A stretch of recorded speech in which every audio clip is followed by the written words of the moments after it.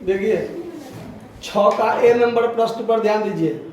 जो पुराना वाला बुक होगा हो सकता है उसमें 6 का ए नहीं हो, लेकिन इस बुक में है 6 का ए। ध्यान दीजिए क्या कहता है कि निम्नलिखित सूचनाओं से 31 मार्च 2019 को समाप्त होने वाले वर्ष के लिए आय व्यय खाता बनाइए। तो आय व्यय खाता बनाने के लिए हम आपको बताए थे कि आय व्यय खाता में आयगत मद ही लिखे जाते हैं, पूंजीगत मद नहीं लिखे जाते हैं। तो इस सवाल में आपको जितना मद दिया हुआ है इसमें कोई एडजस्टमेंट नहीं है, क्योंकि आय व्यय खाता में सिर्फ वर्तमान वर्ष वाला लिखाता है, अगला पिछला नहीं लिखाता है। तो अगला पिछला से संबंधित कोई जानकारी इसमें नहीं है ना। लेकिन जो आइटम है वो सिर्फ वर्तमान वर्ष का है, लेकिन वर्तमान वर्ष से संबंधित में भी इसमें कुछ एक दो मद ऐसा होगा जो पूंजीगत होगा। तो पूंजीगत मद आय व्यय खाता में नहीं जाएगा, सिर्फ आयगत मद जाएगा। तो आयगत मद क्या होता है, पूंजीगत मद क्या होता है, थ्योरी क्लास में हमने बताया था, एक बार फिर बता देते हैं कि पूंजीगत खाली समझ जाइए कि पूंजीगत क्या होता है। तो आयगत ऑलरेडी समझ जाइएगा कि जो पूंजीगत नहीं है वो आयगत है।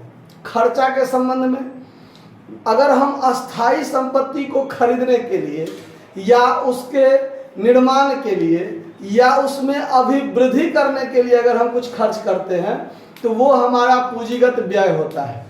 अन्यथा जो भी व्यय है, चाहे वो सैलरी हो, मरम्मत हो, मेंटेनेंस चार्ज हो, रिपेयर हो, बीमा हो, है ना, ये सब कोई भी इलेक्ट्रिसिटी हो, ये सब क्या हो जाएगा, आयगत मद हो जाएगा, क्योंकि वो फिक्स एसेट्स के लिए निर्माण करने, खरीदने या अभिवृद्धि करने के लिए नहीं है। तो देखिए इसमें क्या सब है, तो एक एक आइटम पर चर्चा करते हुए बनाते चलेंगे। बनाना है हमको income and expenditure account, income and expenditure account, expenditure account बनाना है, ठीक है। For the year ending, for the year ending 31/3/2019। जो नया वाला जगह करंट बुक होगा उसमें जो है सो ये 19 के बदला 20 भी रह सकता है, लेकिन उससे कोई फर्क नहीं पड़ेगा। यहां पर हम लोग फॉर्मेट खींच लेते हैं,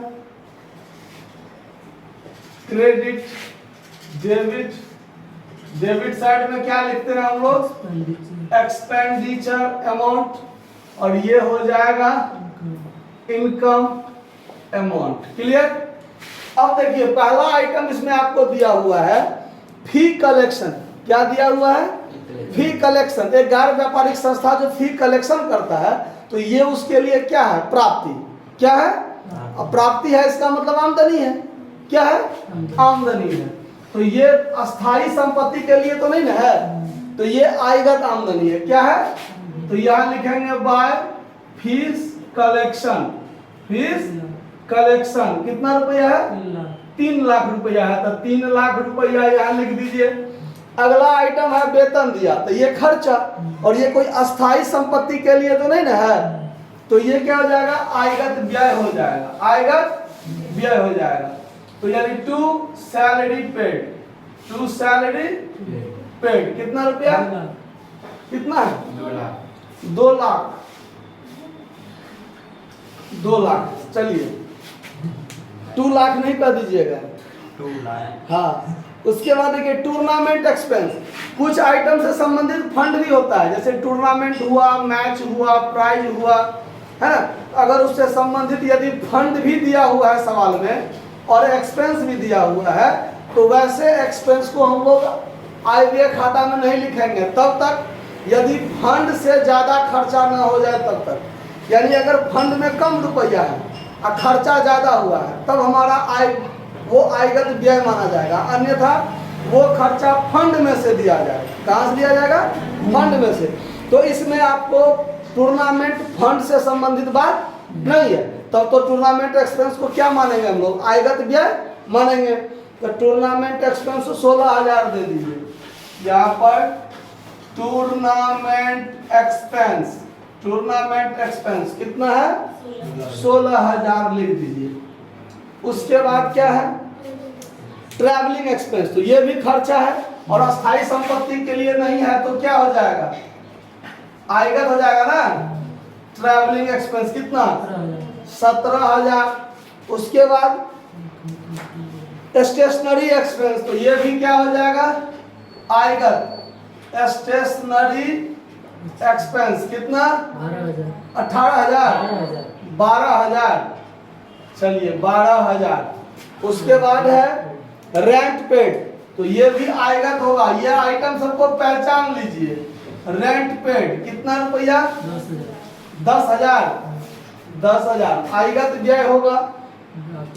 पोस्टेज एंड टेलीफोन एक्सपेंस, ये भी आएगा तो होगा, टू पोस्टेज एंड टेलीग्राम कितना रुपया है, 8,800 8,800। अब चलिए अगला है परचेज ऑफ बुक, तो ये परचेज ऑफ बुक जो है ये फिक्स एसेट्स। बुक क्या होता है, फिक्स एसेट्स होता है जो अगले कई वर्षों तक उसका यूज होता है। तो बुक दो प्रकार का होता है, ध्यान रखिएगा, एक होता है वार्षिक प्रकाशन वाला और एक होता है जो वार्षिक प्रकाशन नहीं हो। बहुत सारा ऐसा बुक होता है जो साप्ताहिक छपता है, मासिक छपता है ना, या 6 महीना पर उसका बदलता है।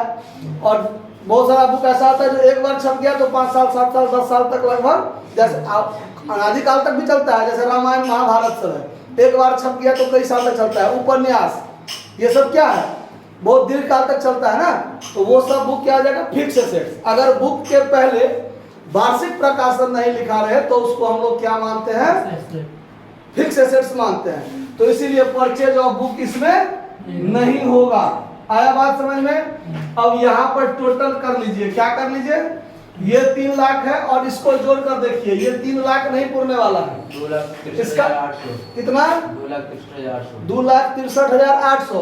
तो ये साइड ज्यादा हुआ, ये साइड क्या हुआ, तो यहाँ भी लिखेंगे 3 लाख और 2,68,000 कितना हुआ, 800। इसमें से घटा लीजिए, तो घटाइएगा तो क्या हो जाएगा, 31,200, 2,63,800 2,63,000।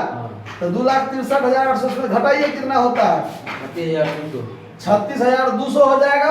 तो यहाँ लिखाएगा 36,200 और ये हमारा हो जाएगा कौन चीज, सरप्लस। मतलब हमारा आमदनी ज्यादा खर्चा कम, तो अंतर की राशि क्या होता है, सरप्लस होता है। क्या होता है, नहीं है आंसर कितना है, तो इसमें परचेज ऑफ बुक भी इसका मतलब है कि लिख दिया हुआ है, इसीलिए आंसर नहीं मिल रहा है। जबकि इसके आगे वार्षिक प्रकाशन लिख देना चाहिए। क्या लिख देना चाहिए, वार्षिक प्रकाशन लिख देना चाहिए, तब यहाँ पर होगा, अन्यथा परचेज ऑफ बुक इसमें नहीं होगा, क्योंकि बुक फिक्स एसेट्स होता है। आया बात समझ में, बुक क्या होता है, तो इसका मतलब है कि इसमें आंसर अगर आपको मिलाना है तो उसके आगे लिख दीजिए कि ये वार्षिक प्रकाशन है और इसमें आएगा आयव्यय खाता में वो लिखा जाएगा। क्यों, तो 1 वर्ष के बाद उसका वैल्यू क्या हो जाता है, समाप्त हो जाता है, तो उसको हम खर्चा मानकर लिख देंगे। आया बात समझ में।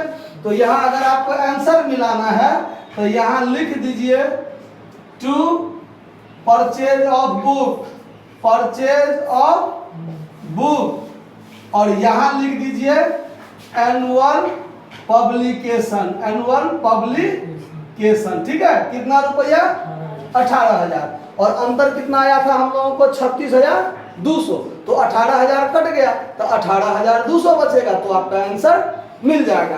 तो यहाँ पर आप 18,200 लिख दीजिए और यहाँ पर लिख दीजिए सर प्लस। यहाँ पर अगर एनुअल प्रकाशन नहीं होगा तो ध्यान रखना है, परचेज ऑफ बुक हमेशा फिक्स एसेट्स होगा। आया बात समझ में।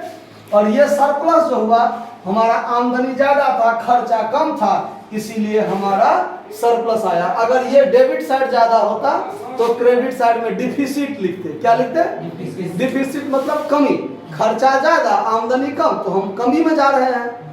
आया बात समझ में। तो सरप्लस को ध्यान रखिएगा, सरप्लस को यह भी कहा जाता है excess of income over expenditure. क्या कहा जाता है, excess of income over expenditure भी कहा जाता है। आया बात समझ में। तो ये आपका आंसर हो गया, कोई दिक्कत, नोट कर लीजिए। धन्यवाद।